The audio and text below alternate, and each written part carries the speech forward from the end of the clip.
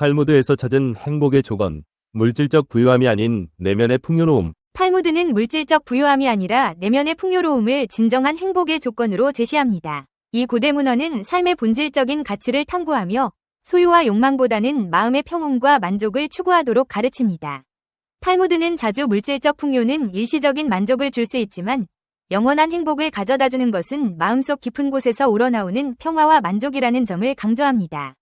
여기에는 탐욕을 자제하고 현재에 집중하며 자신의 삶을 인정하고 사랑하는 마음가짐이 포함됩니다. 탈무드가 전하는 진정한 행복의 의미. 탈무드는 우리에게 행복을 향한 여정을 일종의 내적 탐색으로 제시합니다. 진정한 행복은 외부의 조건이나 소유가 아니라 내면의 상태에 따라 좌우된다고 주장합니다. 특히 행복은 마음의 습관에서 시작된다. 는 가르침은 탈무드에서 자주 언급되며 매일의 작은 감사와 자족의 마음가짐이 중요하다는 메시지를 전합니다. 이는 우리가 자주 간과하기 쉬운 것들의 감사함을 느끼고 현재의 순간에 충실할 때 내면의 충만함이 생겨난다는 것을 상기시킵니다. 예를 들어 탈무드는 사람들에게 매일 아침 자신이 가진 것들에 감사하며 하루를 시작하라고 권장합니다. 이렇게 감사와 자족을 통해 자신에게 충실할 때 일어나는 마음의 평화는 단순한 감정 이상의 것이며 지속적인 행복의 기반이 된다고 강조합니다. 내면의 평화를 찾는 방법. 탈무드에서는 내면의 평화를 찾기 위한 몇 가지 구체적인 방법을 제시합니다. 욕망의 절제. 탈무드는 지나친 욕심과 소유욕이 마음을 불안정하게 만든다고 가르칩니다. 소유에 대한 집착을 줄이고 자신에게 필요한 만큼만 소유하는 삶을 추구하도록 권합니다. 이렇게 절제된 삶을 통해 우리는 마음의 여유와 평온을 찾을 수 있습니다. 현재에 충실하기. 과거의 후회나 미래에 대한 불안은 우리의 내면의 평화를 방해합니다. 탈무드는 현재 순간에 충실함으로써 마음의 안정을 찾고 지금 이 순간에 감사하며 살아갈 것을 권장합니다. 이러한 태도는 일상에서 작은 기쁨을 누리며 더 큰 내면의 행복을 발견할 수 있게 합니다. 의미 있는 관계 형성. 탈무드는 행복이 사회적 관계, 즉 사람들과의 연결에서 비롯된다고 봅니다. 친구, 가족, 이웃 등과의 관계에서 신뢰와 존중을 바탕으로 교류할 때 우리는 더욱 큰 만족감을 얻을 수 있습니다. 이러한 관계들은 내면의 평온을 강화하고 우리가 어려움에 처했을 때 큰 위로가 되어줍니다. 자기 수양과 성장. 탈무드는 영적 성장을 위한 노력, 즉 자기 수양과 배움을 강조합니다. 끊임없이 자신을 돌아보고 도덕적, 영적으로 성장하려는 노력은 내면의 풍요로움을 가져다주며 이를 통해 진정한 행복을 찾을 수 있습니다. 삶의 목적 찾기. 마지막으로 탈무드는 각자가 삶에서 의미와 목적을 찾는 것을 중요시합니다. 자기 자신을 이해하고 자신만의 목적을 찾는 과정에서 우리는 진정한 자아를 발견하게 되고 이로부터 내면의 안정감과 행복이 생겨납니다. 현대에서 적용하기. 현대사회는 속도와 경쟁을 강조하면서 물질적 성공을 기준으로 삶을 평가하기 쉽습니다. 그러나 탈무드의 가르침은 내면의 평화와 심리적 풍요로움이야말로 진정한 행복의 핵심이라는 사실을 일깨웁니다. 우리의 일상에서 조용한 시간을 통해 마음을 되돌아보고 감사함을 느끼며 소박한 기쁨을 즐기는 작은 실천이 탈무드의 지혜를 현대에 적용하는 첫걸음이 될 것입니다. 결국 탈무드는 행복이 외부 환경에서가 아니라 우리의 마음가짐에 달려있음을 강조합니다. 이를 통해 현대인들도 외적 조건에 흔들리지 않고 스스로 마음의 평안을 찾아가며 진정한 행복을 누릴 수 있도록 안내합니다. 탈무드 지혜명언 50선. 탈무드는 미시나와 와게마라가 합쳐진 책이다. 약 300만에 달하는 단어로 구성되어 있으며 그 무게는 약 75kg이다.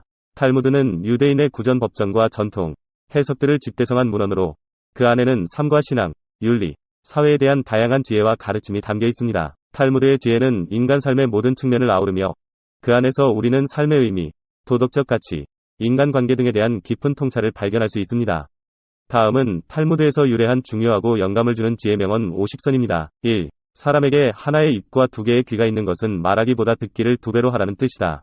2. 결점이 없는 친구를 사귀려고 한다면 평생 친구를 가질 수 없을 것이다. 3. 자기 아이에게 육체적 노동을 가르치지 않는 것은 약탈과 강도를 가르치는 것과 마찬가지다. 4. 승자는 눈을 밟아 길을 만들지만 패자는 눈이 녹기를 기다린다. 5. 두 개의 화살을 갖지 마라. 두 번째 화살이 있기 때문에 첫 번째 화살에 집중하지 않게 된다. 6. 그 사람 입장에 서기 전까지 절대 그 사람을 욕하거나 책망하지 마라. 7. 뛰어난 말에게도 채찍이 필요하다. 현인에게도 충고는 필요하다. 8. 눈에 보이지 않는 것보다 마음에 보이지 않는 쪽이 더 두렵다. 9. 가능한 한 옷을 잘 입어라. 외모는 생각보다 훨씬 중요하다. 10. 자신보다 현명한 사람 앞에서는 침묵하라. 11. 배운 것을 복습하는 것은 외우기 위함이 아니다. 몇 번이고 복습하면 새로운 발견이 있기 때문이다. 12. 먼저 해야 할 일부터 손을 대고 뒤로 미룰 수 있는 것은 마지막에 가서 하라. 13. 한 잎에 동전이 들어있는 항아리는 요란스러운 소리를 내지만 동전이 가득 찬 항아리는 조용하다. 14. 악마가 바빠서 사람을 찾아다닐 수 없을 때 술을 대신 보낸다. 15. 인간은 남의 하찮은 피부병은 금방 알아차려도 자신의 죽을 병은 깨닫지 못한다. 16. 만나는 모든 사람에게 무엇인가를 배울 수 있는 사람이 세상에서 가장 현명한 사람이다. 17. 물고기가 입으로 낚싯 바늘을 물어 잡히듯 인간 또한 언제나 그 입이 문제다. 18. 지혜로운 사람은 본 것을 이야기하고 어리석은 사람은 들은 것을 이야기한다. 19. 강한 사람이란 자기를 억누를 수 있는 사람과 적을 벗으로 바꿀 수 있는 사람이다. 20. 좋은 항아리를 가지고 있다면 오늘 사용하라. 내일이면 깨져버릴지도 모른다. 21. 시작이 반이다. 일을 시작하는 것이 가장 중요하다. 22. 오늘 할 수 있는 일을 내일로 미루지 마라. 23. 진정한 용기는 공포를 느끼면서도 그것을 극복하는 것이다. 24. 삶이 있는 한 희망이 있다. 25. 가장 큰 지혜는 친절함이다. 26. 진정한 지식은 자신의 무지를 아는 데서 시작한다. 27. 말은 은이고 침묵은 금이다. 28. 성공의 비밀은 목표의 지속성에 있다.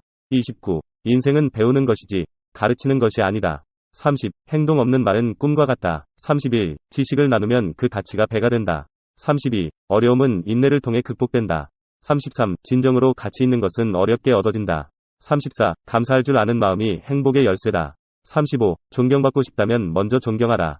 36. 자신의 길을 가라. 다른 사람을 따라가지 마라. 37. 가장 좋은 복수는 대단한 성공이다. 38. 자신의 한계를 아는 것이 진정한 지혜다. 39. 모든 것은 마음먹기에 달려있다. 40. 실패는 성공으로 가는 길목에서의 휴식이다. 41. 양보할 줄 아는 자가 진정 강한 자다. 42. 긍정적인 생각은 긍정적인 결과를 낳는다. 43. 무지는 야만보다 더 큰 적이다. 44. 자비는 가장 강력한 힘이다. 45. 고난은 인생의 가장 좋은 선생이다. 46. 겸손은 위대함의 진정한 표시다. 47. 성실함은 모든 성공의 기초다. 48. 인생은 변화하는 것. 변화를 받아들여라. 49. 사랑은 모든 것을 이길 수 있는 힘이다. 50. 진정한 친구는 어려울 때 나타나는 사람이다. 이 50선의 지혜 명언들은 탈무드가 세월을 거쳐 인류에게 전달하는 불변의 가치와 통찰을 담고 있습니다. 각각의 명언은 개인의 성찰과 성장, 인간관계의 개선, 도덕적 가치의 실현 등 삶의 다양한 영역에서 우리에게 깊은 영감과 지침을 제공합니다. 이러한 지혜를 일상에서 실천함으로써 더욱 의미 있고 충만한 삶을 살아갈 수 있습니다. 이 비디오가 유용했다면 좋아요와 구독 버튼을 눌러주세요. 건강한 삶을 위한 더 많은 팁을 공유할 테니 계속해서 저희 채널을 지켜봐주세요. 감사합니다. 탈무드에서 배우는 돈의 지혜, 자기 만족을 위한 시간 낭비를 하지 마라. 랍비들은 잠언에 5. 게으른 자여, 개미에게 가서 개미의 방법을 연구하고 배우라. 라는 구절을 해석할 때 개미를 낭비된 일위 상징으로 설명한다. 즉 개미가 1년을 살기 위해 필요한 나달은 2알이면 족한데 개미들은 불필요한 재산을 모으기 위해 끊임없이 일을 한다는 것이다.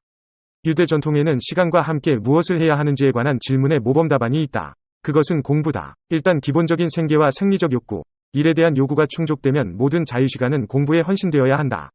유대교에서 공부가 의미하는 것은 문자 그대로 토라에 대한 공부이며 통찰력으로 실제를 인지하고 타인에 대하여 동정을 느끼고 우리 자신의 속성을 통하여 타인을 이해하는 능력 속에서 우리를 더욱 인간답게 만드는 가치의 공부이다. 우리가 필요 이상으로 일할 때 우리는 시간의 낭비, 혹은 공부 시간의 낭비를 산출한다. 랍비 메이르는 진실로 부자인 사람은 자신과 다른 사람에게 결핍을 야기하지 않으며 최고의 삶의 질을 얻는 자이며 책임을 지고 살아가고 시간 낭비를 피하고 진실로 필요한 것 이외에는 자연으로부터 생계를 끌어내지 않는 사람이라고 말한다. 그는 이것을 자신의 재산에서 근원하는 내면의 평화라고 표현했다. 다른 말로 이것은 참으로 부자 되기가 어렵다는 것이다. 부자가 된다는 것은 처음에 왜 부자가 되려고 했는지를 잊지 않는 순수함을 요구하는 예술이며 결국 부의 축적을 통해서 우리 자신과 타인의 삶의 질을 증가시키는 것이 최종 목적이 되어야 한다.